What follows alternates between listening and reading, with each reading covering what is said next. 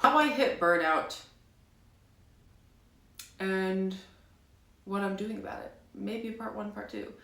But I'm gonna go over the chronic, the acute, and how I've fixed my leptin for the most part, but we're still on that journey. Chronic stress is what causes your leptin to drop. And there's so many resources. I will link the lady that I learned all this, like these tools from, because she's freaking amazing.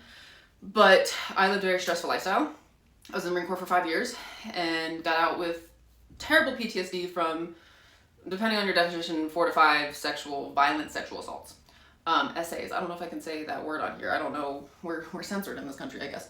But anyways, that I didn't remember. I only remembered 1. I put those memories deep down. And then I ended up just having chronic illness, found out I had hypothyroidism, found out I had Lyme disease, was like working through that as I started a new job. I was in nursing school after the Marine Corps, graduated nursing school right during the pandemic, and then went to ICU nursing for my first job, which was super stressful, and went to night shift. That's when I found out I had Lyme disease.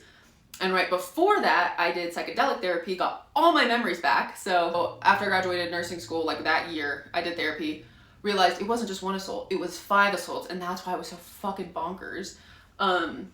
Totally valid, honestly. And then dropped everything, dropped my entire support system, moved across the country to Colorado, started a level 2 trauma ICU career on night shift, and my body just like freaking tanked, and I got super sick, and I was just struggling again. But I decided to treat myself after that, because it was rough, but I also was doing it. I bought a house, I was working full time at the time, I was on night shift, I was learning a lot, I was going to jujitsu, I was lifting with a coach, like I was doing a lot even though I was struggling, and I was very proud of that. But one of those assaults broke my nose, and it always looked weird to me, and I was like, you know what, I've always wanted to do a boob job, but I am very afraid of having anything in my body because I'm so sensitive, so why not do a nose job? And because every time I saw it, I would think of him, and I was sick of it. I was like, this is my face, I want to reclaim it, let's do a nose job. And long story short, it was like, I literally went from nights to days at work, like a month before I had this scheduled. Luckily, I was able to switch. All my like illness and issues that was going on at work went away, and I was feeling so good, and I had dropped like 10 pounds of inflammation, which now I know what that's from, hello circadian rhythm, and went and had the surgery. And then I had an incision on the inside of my cheek on this side, and it was so swollen. Oh my gosh, I wonder if I have a picture of it. It was so bad. Actually, I think I have a picture on my YouTube. It was so bad. And it would stay so swollen, and I kept messaging my surgeon. I was like, I think something's wrong. I think something's wrong. I had an in-person meeting. I was like, something's wrong. My eyes are getting yellow. But he ignored me until I ended up in the ER because I was at work, and I smiled, and it started pouring pus into my fucking mouth. And I went to his, he called me in because I told him what's going on, and he strapped me to a gurney with no medication and opened my face up again from the inside to clean it out, lost the sample, and sent me home with a Tylenol. I was freaking traumatized because I was screaming and crying through the whole thing. He was like setting surgical tools on me, and he's like, if you keep moving, this is gonna take longer. Like, you need to hold still. Like, these have to be sterile. And it was like being shitty to me while I'm like, I have no medications. I'm freaking out. And I was like, I feel everything, because he put lidocaine on it. I guess I did have medication, but I was like, I feel everything. He's like, yeah, lidocaine doesn't work on infected tissue. And it was just me and him in his office. No nurses, no anesthetic, like no anyone. Traumatized from that. Literally, like, would stare at the ceiling the night after and the days after, and I would just see the surgical lights and like just start crying. I was so messed up from it. And then 3 days later, it started pouring pus into my mouth again. Had to go to the ER at the VA. Ended up at my own hospital and had to get another emergency washout, which locked my jaw in place because it was such a... I had a friend who was in the surgery, said they had to like rip open my jaw to like get to it because it had like frozen in place from the infection. Was on a crazy amount of antibiotics, a bunch of vancomycin, which like hurts your entire body when they would start it. Oh, so bad. Anyway, so that happened. That was 2024. That was like January, February of 2024. I got discharged after a week of I couldn't eat like leading up to it because my jaw was like getting frozen. And then I was not able to eat for the week after, like I was in the hospital for a week, and they didn't want me eating because they did like an incision internally. Thank you very much. I was on all these antibiotics that just like wrecked my stomach. It was just a shitty time. And I lost like 15, 20 pounds in that week, and probably like 15 pounds. And then the weeks after, I was on IV antibiotics at home. I had a midline in, I would do my own antibiotics. Couldn't keep anything down really. Wasn't eating very much at first and still doing that, and so I like continued to lose weight, and I got to an unhealthy weight for me, but I know a lot of it was fluid loss too. So it was just like my body, like I had just lost weight and was like really excited to do this nose job, and then I would have like a few months of recovery, which like I had some chronic injuries that I was going to work on during that time, and then I lost more weight, and I know a lot of it was muscle, so like my body just got wrecked. And it it gave me a little form of PTSD because every day when I would go back to work, I was going to the hospital where all that happened. It was just like this constant trauma response, and it was a lot. So that happened in 2024. And then after that, instead of being like, oh, I should like recover and take care of my body, I just freak out over stuff like that. But not like, I just become over controlling, and I was like, I gotta do everything. I gotta back to lifting. I wanted to hunt that. It was gonna be my first elk hunt that year. I was so excited for it. I was planning to go back to competing in jiu-jitsu after that. So like, instead of really taking the time to recover, I was like, how quickly can I get back to training? Because this is messing up my plans. My plans! As soon as I could, I was doing bodyweight workouts in my house. And then I was going to the gym with a midline in, which feels really weird when you try to do push-ups, like your muscles. It was really bad. Went back to lifting, went back to work super quick. I was walking around the ICU with my IV running like in my pocket because it was like this automatic little bulb thing as I was like taking care of patients and giving a report and doing stuff in the morning. Like I was giving myself antibiotics at work. I did not chill. And then I hired a strength and conditioning coach and started lifting a bunch, and I was going back to jiu-jitsu.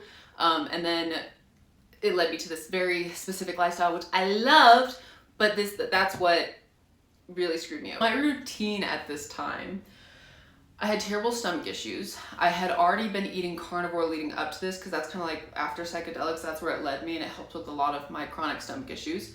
I found out right before this that I had Lyme disease, had H. pylori, which like caused the stomach ulcers I'd have in the Marine Corps and would end up in the hospital in the Marine Corps for.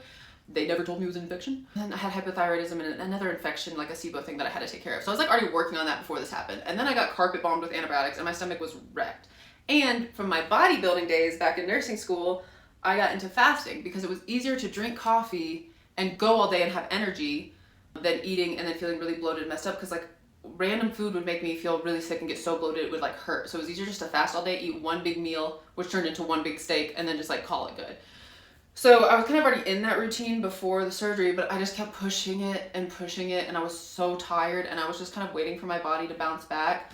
On work days, I would wake up, go to Dutch Bros and get a giant ass cold brew and drink that all day, do my antibiotics, and then maybe at 2, 3, 4, 5, eat whatever I brought for work that day.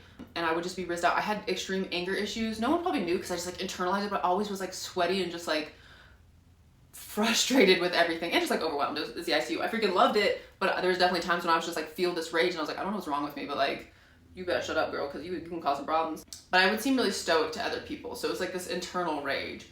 On my days off, depending on the day, on a Tuesday, I would wake up, drink a bunch of coffee, go to jiu-jitsu at the 9:30, 9 a.m. class, be there till 10:30, 11, go to Dutch Bros, get a cold brew, go to the gym and lift for 1, 2, maybe 3 hours, depending on the lift. I would really spend that much time there, loved it. Would go home, finally eat something. Actually that's not true, I would go to the range. I would go to the range after that, shoot, go home, eat something finally, then take my dog on a walk, but it would be me rucking with a pack because I was trying to get ready for elk season. And then sometimes I would take her bite work stuff and go do bite work with her, and then go home and try to clean my full house by myself because I had messy roommates, and expect myself to fall asleep, but be rizzed out and like not fall asleep till midnight. So that was kind of like a typical day. And sometimes I wouldn't have jujitsu and I would just go straight to the gym and then go for a hike with my dog. Or sometimes I would go on a 9-10 mile hike with my dog and then come back and try to do some like house projects. I was trying to renovate my house still. Always go to the range on the way there. So I was like bouncing back and forth, and like my jujitsu gym was like 30 minutes this way, my gym was an hour that way, and the range was 45 minutes this way. So I was just like in my car, bebop around, and then like sometimes I would eat lunch. Why not? And then I would just like eat a bunch of meat at dinner and be like, we're good. And my stomach was wrecked. But that's how I was living, and I truly was enjoying it. Like that. This is the worst part, is I fucking miss it so much. Like that was peak Sapphire time, honestly. And I had my motorcycle, which I sadly sold when I sold my house. But I would jump on my motorcycle and go to jiu-jitsu. And sometimes I go to night classes too. I was still going to night classes then. So like I would wake up and say I'd go hiking that morning, and I'd come back and do bite work, and then I'd go to the range and shoot my bow, and then I would go to night jiu-jitsu. Or if I didn't shoot my bow, I'd jump on my motorcycle and do all that. So I just caffeine through the roof, so much caffeine. On my days at work, it started with I would get an espresso, and eventually it got to me doing a giant cold brew at Dutch Bros before work, and then around noon getting a giant cold brew from the Starbucks in the hospital. I was doing that for a while, and at first like I looked so skinny and just deflated and had no ass at the time, which was very unusual for me. And I just freaked out, and like it just felt like my body being taken from me again. So I got really focused on that, and I got to a place where I really loved my body. My mental health wasn't great. I was struggling with a lot of anxiety, getting panic attacks back, but not depression. I was just really loving life. And even when I would get frustrated the next day, I was like, new day, I just felt like I was killing it. I was like checking this list off, and I was just doing so good, and I was so excited for hunting season. And at the time I had a best friend, and we went to the beach together for my birthday. I was kind of crashing around my birthday, the June of 2024, my 30th birthday. I met Logan, and I was just like rizzed out and having so much fun, and life was going good, and I was pushing myself to the extremes. Like, I was hiking pretty intense stuff, going really fast, doing really good at jujitsu, lifting heavy. I have messed up hips and my hip was kind of flaring, but I was just pushing through. I was having so much fun. And then hunting season happened. I got through hunting season. I feel like that was my biggest mark. I kind of just started crashing, and I was like, I feel really weird. I had gained like a few pounds out of nowhere, and I had been like chronically losing weight. So I was like, this is probably good, but it's weird because I was like maintaining, and now it's what's going on here. But my physique was looking better, so I was like, maybe I'm gaining muscle. Like, this is fine. And then I just had a huge falling out. I won't go into details, but my best friend here, who was my roommate, and my best friend of like 4 or 5 years at the same time, it fell apart. I found out I couldn't trust them, and I lost my 2 best friends right as I get into a serious relationship, which I've never been in, and they were my super like support system during that time. And my body finally crashed, and I started not sleeping at all. Before, it was like hard to fall asleep, and I would wake up kind of groggy, but it was back to like how I was feeling on night shift when I wasn't sleeping. I'd sleep like an hour. I'd go to work like that, and Logan would be over, and I'd wake up just crying. I was like, I can't do this. I felt like my body hurt. It just physically hurt. I felt like I was getting pulled through the floor. I was like, why? I've been sore, I've been in pain, I do these things. Like, this is a different pain. What's wrong? Like, I thought my Lyme disease was flaring up. I didn't know if I should be retested. Also, my Lyme doctor that I was working with while I was in the hospital with that jaw thing quit. He quit, and he was just like, I'm leaving the practice. And I was like, cool, I guess we're not treating my Lyme disease anymore.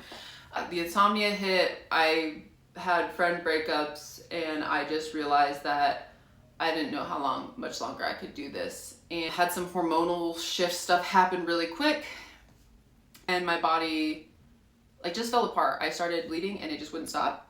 Cycle-wise, couldn't walk. The depression got really bad, and I wasn't talking to my friends. And that was like the time of year where my PTSD gets really bad, and I was having nightmares again, and just thoughts. And I just crashed. I just completely crashed. I don't know what happened really.